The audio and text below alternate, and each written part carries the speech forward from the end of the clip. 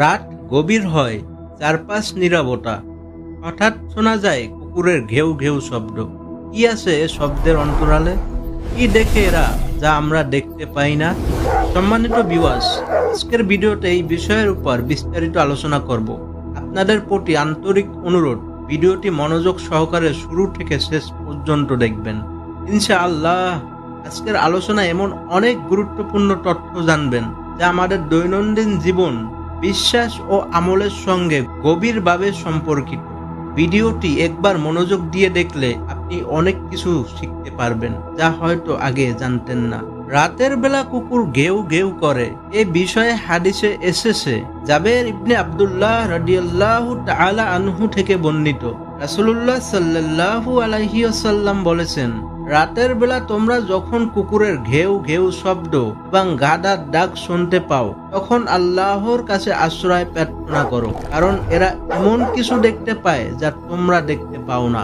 রাতের বেলা তোমরা আল্লাহর নাম স্মরণ করে ঘরের দরজাসমূহ বন্ধ করো, কারণ আল্লাহর নাম স্মরণ করে বন্ধকৃত দরজা শয়তান খুলতে পারে না। তোমরা কলসিগুলোর মুখ ডেকে দাও, মস্কের অর্থাৎ তামরার তৈরি পানির পাত্র মুখ বেঁধে দাও এবং পাত্রগুলো উপর করে রেখে দাও। আবু দাউদ হাদিস নাম্বার 1246।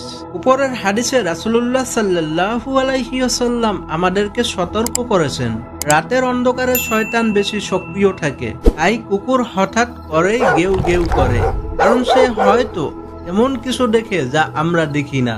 রাতের বেলা জিন শয়তানের চলাচল বেড়ে যায়। জিন ও শয়তান মানুষের দৃষ্টির অগোচরে থাকে। রাতের অন্ধকার তাদের চলাফেরার জন্য উপযুক্ত পরিবেশ তৈরি করে।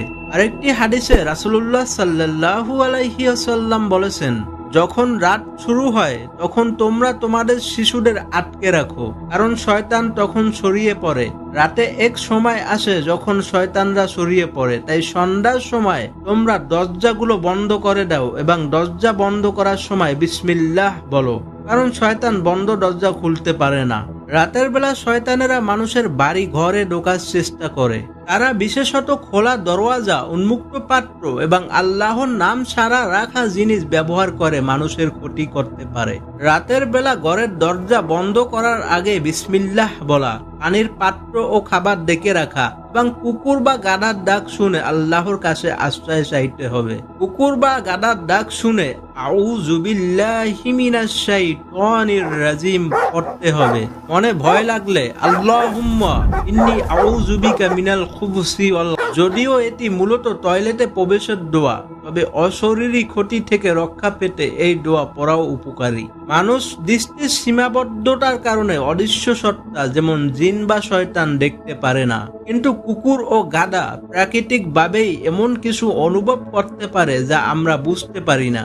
রাতের বেলা কুকুর বা গাধা এমন কিছু দেখে বা অনুভব করে যা আমরা মানুষ দেখতে পাই না, যেমন জিন বা শয়তান। এখান থেকে বোঝা যায় কুকুরের ইন্দ্রিয় শক্তি, এমনকি আধ্যাত্মিক জগৎ যেমন জিন বা শয়তান, তাদের দ্বারা অনুভব করা সম্ভব, যা মানুষের পক্ষে সম্ভব নয়। কুকুরের ঘ্রাণ শক্তি মানুষের চেয়ে প্রায় 10,000 গুণ বেশি, আর গন্ধ, শব্দ ও দৃষ্টির মাধ্যমে চারপাশের পরিবেশ সম্পর্কে অনেক বেশি তথ্য বুঝতে পারে। উপরের হাদিসগুলো থেকে আমরা জানতে পারলাম যে রাতে কুকুরের ডাক অকারণে নয়। হাদিস বলে তারা এমন কিছু দেখে যা আমরা দেখি না। তাই কুকুরের গেউ গেউ শুনে শুধু বিরক্ত বা ভয় না পেয়ে আল্লাহর কাছে আশ্রয় চাইতে হবে, কেননা সেই ঘেউ ঘেউ আওয়াজ হতে পারে একটি অদৃশ্য বিপদের সতর্কবার্তা। তাই এখন থেকে আপনি যদি রাতে কুকুরের গেউ গেউ শব্দ শুনেন, অবশ্যই আপনি উপরের বর্ণিত আমলগুলো করবেন।